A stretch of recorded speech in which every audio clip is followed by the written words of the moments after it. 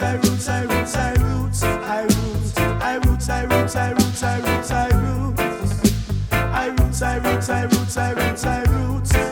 it up with quality, yeah. Stepping it with quality. Whoa.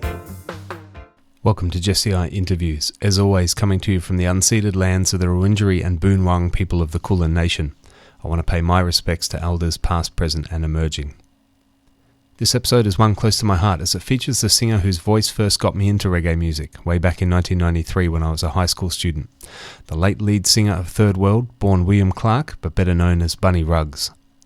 Bunny was also one of the nicest and warmest people I've ever met in reggae music. I first met him in person in 2005 when he came to Melbourne on Third World's first ever Australian tour. I went and met him at his hotel in St Kilda during the day. We went out for lunch together before heading across town to voice some dubplate specials for Chantdown Sound, and he was seriously good vibes the whole time. He obviously enjoyed himself too, and he was still in a dubplate mode at the concert that night, name-checking Chantdown pretty much all night. Hearing him sing Jesse I is a reggae ambassador at the Prince of Wales is something that will definitely stay with me forever. This interview though is from 1999, when the idea of Third World coming to Australia was just a dream for the both of us. So here we go. A 19-year-old fanboy, Jesse I, interviews one of his musical heroes, Bunny Ruggs.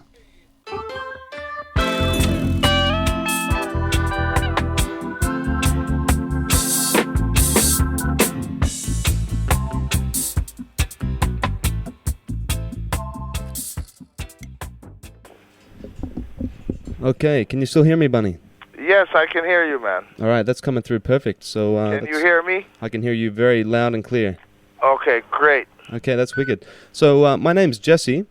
I do a show here called Chantdown Babylon on PBS FM here. It's the biggest sort of community broadcaster. So I do a Saturday afternoon show, and I've been a big Third World fan for many, many years. I'll get into that when I start the interview. Are you ready to go? Go ahead, man. Okay. Right now on the line, I have Mr. Bunny Ruggs. Bunny Ruggs, welcome to Chantdown Babylon. Hey, it's my pleasure, my friend. It's a pleasure. Well, I've got to start by saying that it's a tremendous honor to be speaking to you, Bunny. I've been a reggae fan for about 6 or 7 years now. It was your voice that got me in. I was always a rap and hip-hop fan until I heard 96 Degrees in the Shade back when I was still in high school. I had a couple Third World tapes, and for about a year, my father and I used to listen to them every single day on the way to school. He was a teacher, so he used to drive me to school, and we'd listen to these tapes every day. So we basically got into reggae the same way together, and I'd like to thank you not only for speaking to me right now, but simply for turning me on to reggae in the first place. Yeah, I would like to thank your father, man. He's a great man. Yes, he is. Thank you very much, man.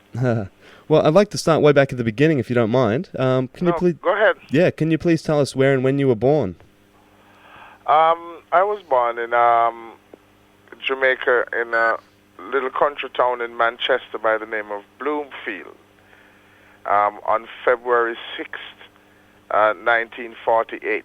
Okay. And when I celebrate the same birthday as Bob Marley. Okay. Well, there you go. I'll have to make sure I play the Third World tunes on Bob Marley's birthday as well. Yeah. So, when did you first start singing? As far back as I can remember, I always was at about 10, but professionally I started when I was about 17. I got paid first when I was about 18. Okay. So professionally between 17 and 18. Okay. Who was the first person to pay you? Or what producer first recorded you? The first thing was a live performance at a nightclub on Maxfield Avenue in Kingston by the name of Kitty Mat Club. Okay. And the producer of that show, his name was Horace Forbes, was a very famous Jamaican concert promoter. Okay. When did you first enter the studio? I first entered the studio when I was in New York in, I think, 1970. Okay. 1969, and I recorded my first song was a makeover of Sweet Caroline, the Neil Diamond song. Mm-hmm. Sweet Caroline, which was #1 in Jamaica for about 4 months. So I was very fortunate at that time. My first recording went #1 in the country that I was born for about 4 months. Yeah, that's a pretty good achievement. Yeah, yeah. And then I know the French reggae label Taboo One has just released a great new CD, To Love Somebody, which has you at Lee Perry's Black Ark in 1974. So what were you doing in between that first hit in 70 and 74? I had my own group in New York by the name of Wild Bunch, and I worked with various groups like Hugh Hendrix and the Buccaneers. And then at around 1974, early 74, I decided to return to Jamaica, and I ended up at the Lee Perry's Black Ark studio, where I recorded that album. Right. And that album was released under the name Bunny Scott, right? Well, Lee Perry Scratch went away to Europe for about 8 to 10 months, and came back and said that he released the album under the name of Bunny Scott. And I said, why the hell did you do something like that? He said, because the Scottish people like that name. So that was the end of that. It's an interesting marketing strategy. Yeah, you know Lee Perry, he's very creative. So how did you enjoy working with him? It was a tremendous schooling. Right. He technically he's not the best, but creatively, like he's a naturalist. He takes things from out of the air. He takes one word and turn it into a sentence, and he's very good at that. You know, he's very good at vibes. He's a vibes person, so that was really good for me. Right. Well, I know the album includes some very, very sweet songs, and it's got a real strong sort of US soul influence. Soul's obviously been a big influence in your singing. Why exactly is that? One of my favorite singers, to be honest with you, is Nat King Cole. Okay. My second favorite singer is Aretha Franklin. And the reason for that is in Jamaica in the earlies, we didn't have our own music, and we didn't have our own radio station, so we would get feeds out of Miami. Right. So we grew up listening to groups like Patti LaBelle and the Bluebells, the Temptations, the Drifters, Johnny Mathis, people like that, you know, Ella Fitzgerald, Duke Ellington Band, that kind of stuff. So it wasn't until the early 60s, or I would think the late 50s, when we got our own recording studios and we started to make our own records. So I was influenced by the sound that was coming out of the radio from America, you know. Okay. Curtis Mayfield and the Impressions, who is a strong influence on Jamaican music, even with Bob Marley and the Wailers, all the groups, the Clarendonians, all the groups would pattern Curtis Mayfield and the Impressions. Right. Well, I understand you joined the group Third World in 1976 after the release of the band's self-titled debut album. How did you come to become a part of Third World? Well, actually, we were the members at that time. Cat Core, William Stewart, Ibu Cooper, and myself were all members of the Inner Circle. Right. In like 69 to 70, 71. And then I had, doing this demo album for Atlantic Records when I was in New York, putting that together when Third World went on their first U.S. tour, and they were at a place by the name of the Bottom Line in the Village. And I went there to see them on their first tour, and I have been with them since. Okay. So it was like a reunion. It's not like they were strangers. We have worked together for several years, you know? Right. Well, Third World were one of the first reggae acts signed to Island Records, I understand, after Bob Marley. Do you think Marley deserves much credit for the crossover success of bands like Third World? Yes, I would say yes. People like Marley and Jimmy Cliff, you know, they really paved the way. People like Clement Dodd, producers, they're responsible, yes, and we just came with a little different style, basically the same message, and we just add we just experimented a little more with the music. Right. In terms of instrumentation, like keyboards, harmonica, guitar solos, different chord changes and stuff like that, you know? Mm. Well, I know many reggae purists these days tend to write off some of Third World's output sort of from the mid-'80s onwards as being a bit too oriented to the crossover market. What do you think about those sort of criticisms? I can deal with them. Songs like Sense of Purpose and Tried Your Love and Know That We Found Love, those songs have done tremendous good for us. People would walk up to me and say that Know That We Found Love took them through high school, or it took them through a bad divorce or whatever. So those songs really were important at the time. Right. The music was to capture the ears of those who weren't listening to reggae music at the time, and the music captured them, and then they would listen to what's being said. Right. Tried Your Love is a very powerful statement. Sense of Purpose is very powerful. Know That We Found Love is very powerful. So I'm very happy. I can deal with the criticisms because now I see people turning towards that type of music now. Right, yeah. Well, like I mentioned, for me, 96 Degrees in the Shade was the album that got me, and so for me that album is always going to be one of the best reggae albums ever, without a doubt. Perfect roots. The album credits state that it was recorded in Jamaica, England, and the US. Can you tell me a little bit about how that album came around? Well, we started it in Jamaica at the Harry J Studios in Kingston. And we did like a post-production work there. And then we went to Basin Street in London to finish it up, re-record some stuff. In Jamaica, the studios are constantly busy. We have more studios per square mile than any other country in the world, and they're booked 24 hours, right around the clock.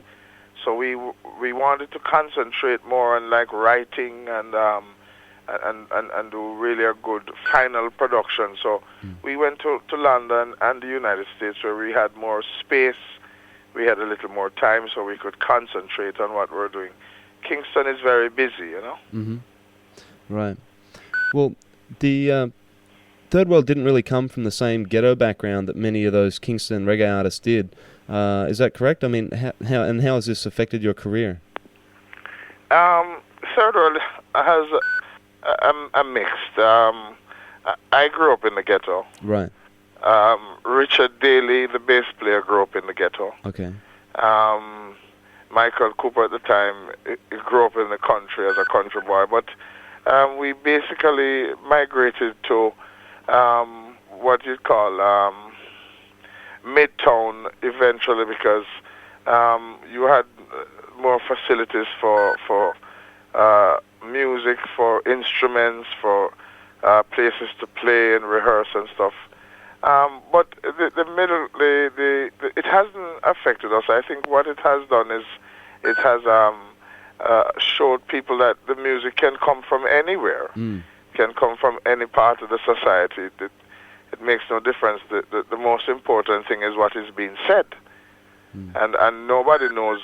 The man downtown, he knows a particular type of struggle, but the person uptown, he knows a particular type of struggle also. Right. So if you combine both of them, then you'll have a very powerful and long-lasting message. Yeah, I have to agree. For me, the message really does transcend all sort of racial, class barriers, whatever. Yes. Yeah. I know. The band's been going strong for over 25 years now, but I believe the lineup has continued to change in recent times. Yeah, well, in the last 3 years, we replaced our drummer, William Stewart, with Tony Ruption Williams, who is Jamaica's finest drummer. He's the best. And we have added an additional keyboard and guitar player. So now, instead of having 5 of us on stage, there's 6 of us, and 5 out of the 6 actually sing. So the music has gotten broader, bigger. The vocals have gotten stronger, and the instruments are much sweeter. So the last 3 years, the band has been the new Third World. It is sounds much better.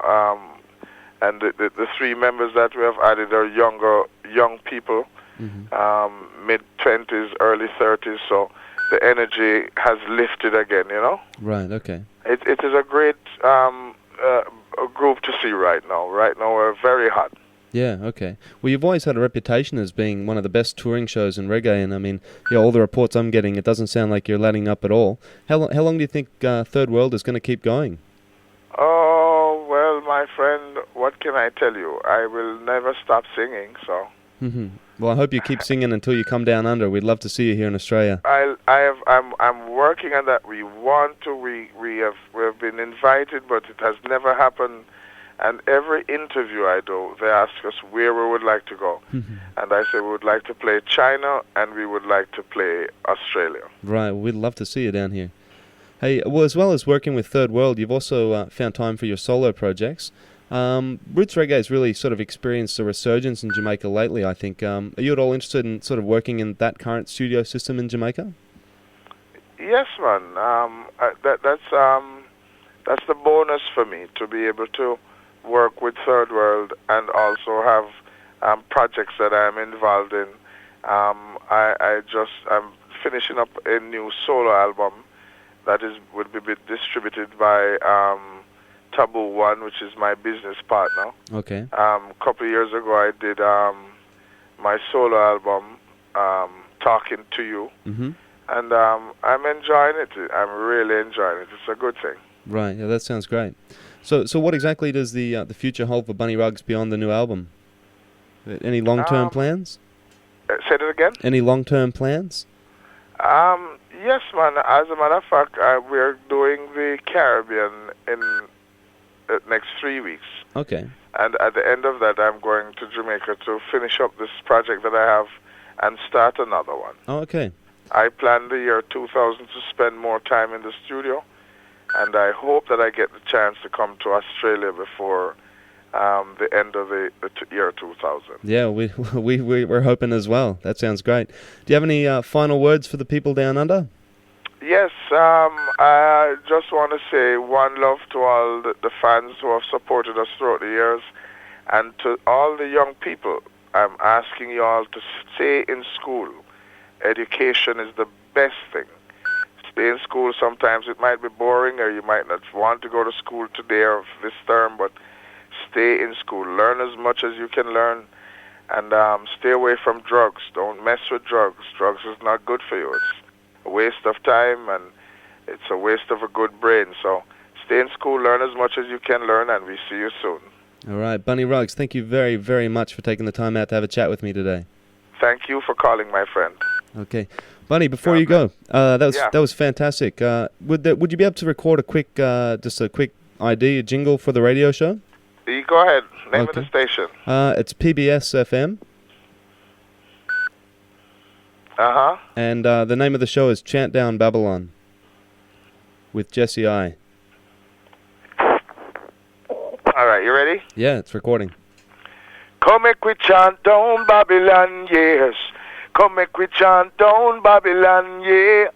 Come make we chant down Babylon, boy. Come make we chant down Babylon, yeah. This is Bunny Ruggs from Third World. It's a TBS FM #1. Chant down Babylon. Stay irie. Fantastic. Can I get you to record one more? I'll just turn the level down slightly, Bunny Ruggs.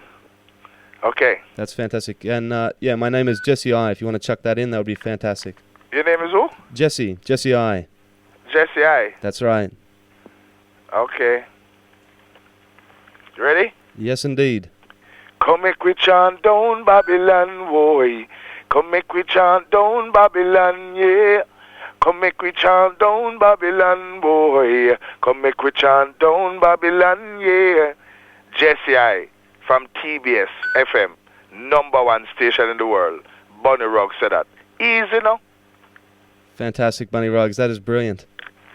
That'll be getting played every week on the show, I can tell you that. All right. Well, what's your number, man? My phone number? Yeah. Yeah, it's 0413. 0413. Yep. 583. 583. 711. 711. Yeah. And what city are you in? I'm in Melbourne, Australia. Oh, Melbourne. Yeah. Okay, my friend. Thanks very much. Thank you very much. Do you have the Third World's new album? I don't think I do. Not yet. No, I don't have that one. Generation Coming? No, I don't have that one. Haven't been able to find that here in Australia yet. Okay, guess what you do for me, my friend? Yes, what? I give you a fax number and you fax me your name and address and I'll have some shipped out to you. That would be fantastic, Bunny Ruggs. We'll have that on the airwaves pretty soon. That'd be brilliant. Number is? Yep. 941 427 3300. Okay, I'll get that in the fax this morning. Okay, sir. What time it is there? It's just about 20 minutes past 10 in the morning. Oh, good. It's 6:30 here, my friend. Okay. In the evening. Right. Yeah, I was hoping the times. I had the number from Guillaume for quite a while, but I haven't been able to get the times right. But I finally was here early enough to do it this morning. Okay, you can call me anytime, my friend. All right, brilliant. Thank you very much, Bunny. Take care, my friend. It's an honor to speak to you. Bye-bye. Thank you.